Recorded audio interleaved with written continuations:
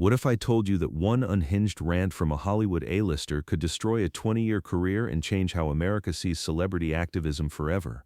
What if I told you that one unhinged rant from a Hollywood A-lister could destroy a 20-year career and change how America sees celebrity activism forever?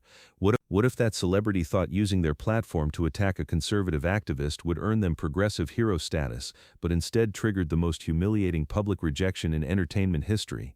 And what if the audience that was supposed to applaud their bravery ended up booing them off stage?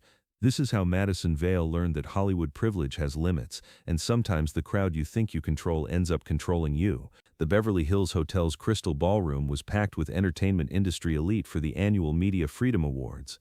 Madison Vale, 42, sat at the VIP table, her 3 Oscars and 2 Golden Globes having secured her status as one of Hollywood's most respected actresses. With 15 million Twitter followers and a reputation as progressive Hollywood's most articulate voice, she was used to standing ovations whenever she spoke about social justice. Tonight was supposed to be different. Charlie Kirk, 30, had been invited to receive an award for promoting youth civic engagement, a decision that had outraged progressive celebrities for weeks. Madison had organized a coordinated response among her fellow A-listers. When Kirk took the stage, they would make their opposition clear. But what Madison didn't anticipate was that the audience would include more than just Hollywood insiders. Corporate sponsors, military veterans, and everyday Americans had been invited to celebrate media freedom. She was about to learn that her echo chamber was smaller than she'd realized. But what happened when Kirk's name was announced revealed the split. As Charlie Kirk walked to the podium to accept his award, Madison and about 24 celebrities remained seated while the rest of the ballroom gave him a standing ovation. The visual was stark. Hollywood's elite sitting in defiant protest while business leaders, veterans, and regular Americans applauded. Charlie Kirk began his acceptance speech with typical grace. "Thank you for this honor. In a time when young Americans are increasingly disconnected from civic engagement, it's encouraging to see so many people from different backgrounds come together to celebrate the importance of free expression." Madison felt her moment approaching. She had planned this intervention for weeks, coordinating with other celebrities and progressive activists. As Kirk continued speaking about the importance of diverse perspectives in media, Madison suddenly stood up. "Excuse me," she said loudly, her voice carrying across the ballroom without a microphone. "I cannot sit here and listen to this hypocrisy." The room fell silent as Madison took control. All eyes turned to the Oscar-winning actress as she stepped away from her table and walked toward the front of the room. The tension was electric. Charlie Kirk stopped speaking and watched calmly as Madison positioned herself where everyone could see her. "Ladies and gentlemen," Madison announced, her actress training allowing her voice to project clearly, "I'm sorry to interrupt, but I cannot in good conscience remain silent while this organization honors someone who spreads hate and division." Murmurs rippled through the crowd.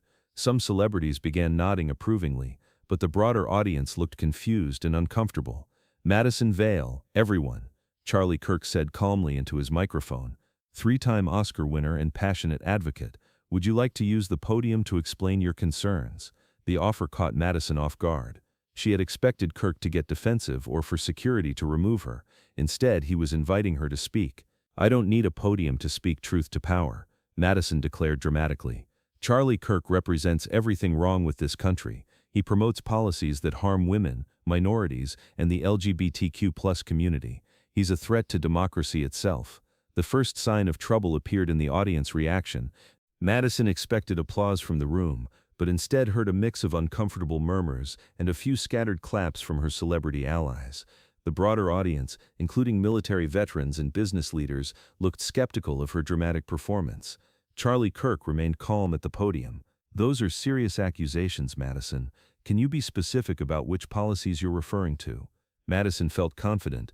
This was her area of expertise, passionate speeches about social justice. "Your organization promotes voter suppression, opposes reproductive rights, and gives a platform to white supremacists. Which voter suppression policies specifically?" Charlie Kirk asked. "Requiring voter ID. We support free voter IDs for anyone who needs one. How is ensuring election security the same as suppression?" The question was reasonable and factual, not the angry defensiveness Madison had expected. She could feel the room's energy shifting. "Voter ID laws disproportionately affect communities of color," Madison replied, falling back on talking points she'd memorized from activist groups. "Do you have ID, Madison?" Charlie Kirk asked simply. "Of course I do. But do you think it's racist to require ID to buy alcohol, board a plane, or pick up prescription medication?" Madison realized she was being drawn into a debate she wasn't prepared for. The questions were exposing logical inconsistencies in positions she'd never really examined. She'd always just trusted what progressive activists told her to believe. "That's different," she said defensively. "Voting is a constitutional right, so is gun ownership," Charlie Kirk replied. "Do you support requiring background checks and ID to purchase firearms?" Madison's face flushed. She'd walked into a trap. "That's completely different. Guns kill people. So you support ID requirements for constitutional rights when it's something you don't like, but oppose them for rights you do support?" Charlie Kirk asked. "How is that principled?" The audience was now fully engaged, watching Madison struggle with the logical contradictions in her positions. Even some celebrities looked uncomfortable with how the exchange was going. Madison decided to change tactics. "You're trying to distract from your support for policies that literally kill women." "Which policies kill women?" Charlie Kirk asked. "Your opposition to abortion access," Madison said, thinking she'd found solid ground. But then Charlie Kirk revealed something that stunned everyone. "Madison, can you tell me what percentage of women who have abortions are victims of rape or incest?" Madison hesitated. She'd never actually looked at the data. According to the Guttmacher Institute, which supports abortion rights, less than 1% of abortions are due to rape or incest. Over 90% are for socioeconomic reasons. So the question becomes, should society help women with economic challenges, or should we solve economic problems with medical procedures? The room was completely silent. Madison had never heard the abortion debate framed this way. "My organization has given away over $2 million in scholarships to help young women afford college so they don't feel pressured to choose between education and motherhood. How much money have you donated to help women with unplanned pregnancies?" Madison couldn't answer. She'd given millions to Democratic campaigns and abortion rights organizations, but had never actually helped individual women facing difficult choices. The moment that turned the crowd came next. Feeling cornered, Madison decided to go for the ultimate accusation. "You promote white supremacy and hatred of minorities. That's a very serious charge," Charlie Kirk said. "Can you name one white supremacist position I've advocated?" Madison realized she couldn't.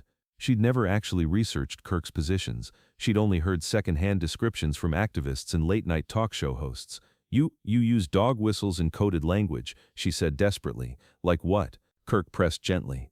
"Talking about traditional values and real Americans," Madison replied, grasping for examples. "Madison, 40% of our scholarship recipients are minorities. Our board includes people of every race and background. If I'm a white supremacist, I'm remarkably bad at it." The audience began to chuckle, not at Madison, but at the absurdity of her accusations. She could feel the room turning against her. Then came the moment that destroyed her credibility. Desperate and humiliated, Madison played her final card. "At least I use my platform to help people instead of spreading hate. I've raised millions for charity and used my voice to fight injustice. That's admirable," Charlie Kirk said sincerely. "Which charities have you supported?" Madison began listing organizations. The Clinton Foundation, Planned Parenthood, the Southern Poverty Law Center, the Clinton Foundation that spent less than 10% of donations on actual charitable work, Charlie Kirk asked. The SPLC that pays its executives six-figure salaries while labeling mainstream conservative groups as hate organizations. The audience was now murmuring uncomfortably. Even progressives in the room knew about these organizations' scandals. "At least I'm fighting for something," Madison said, her voice cracking with frustration.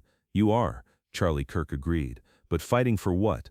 You've spent the last 10 minutes making accusations you can't support, about policies you haven't researched, regarding organizations you haven't investigated. You're not fighting for truth, you're fighting for the feeling of being righteous." The devastation was complete. "Madison, you're incredibly talented. You've brought joy to millions of people through your performances. But tonight, you've shown that talent in entertainment doesn't automatically translate to expertise in politics or policy." He paused, looking at her with genuine sympathy.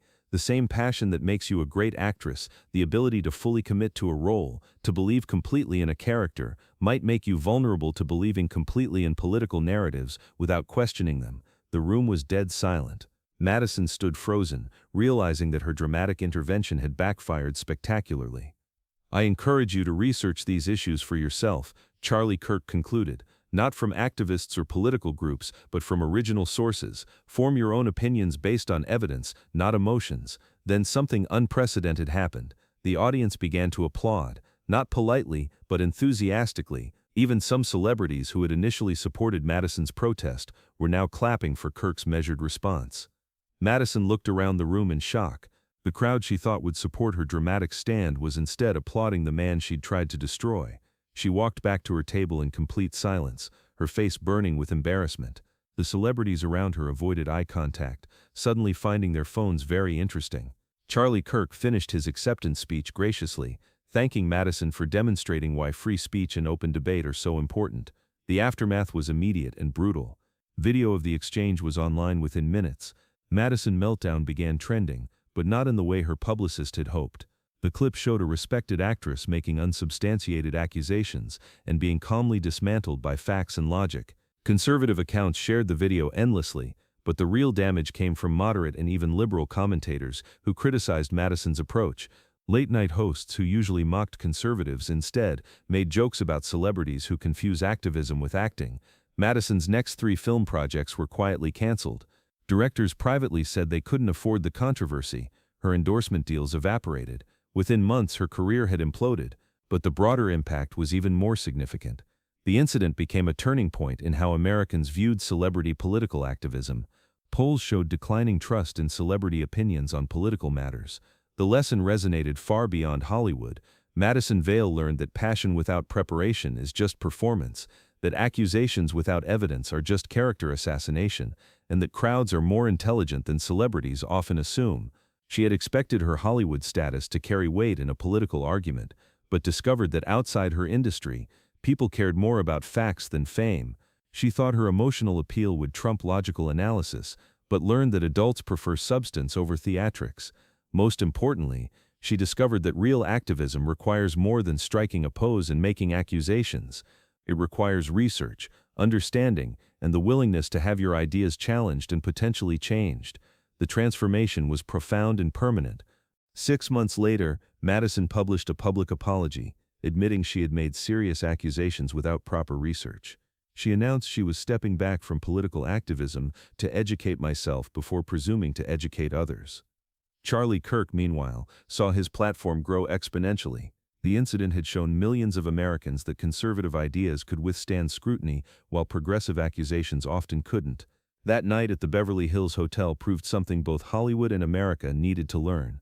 Celebrity status doesn't grant moral authority, emotional intensity doesn't replace factual accuracy, and sometimes the most courageous thing you can do is admit you were wrong. Because when you try to destroy someone with accusations you can't prove, you often end up destroying yourself instead.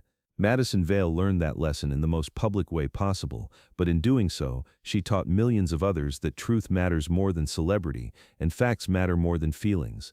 If this story reminds you why evidence should trump emotion in political discourse, why research should precede accusation, then subscribe and share this with someone who needs to remember that the strongest arguments don't need the loudest voices, they need the clearest facts. What did you think of how Charlie Kirk handled being attacked by a Hollywood celebrity? Let us know in the comments, and remember, when someone attacks your character instead of your arguments, they're usually admitting they can't defeat your ideas.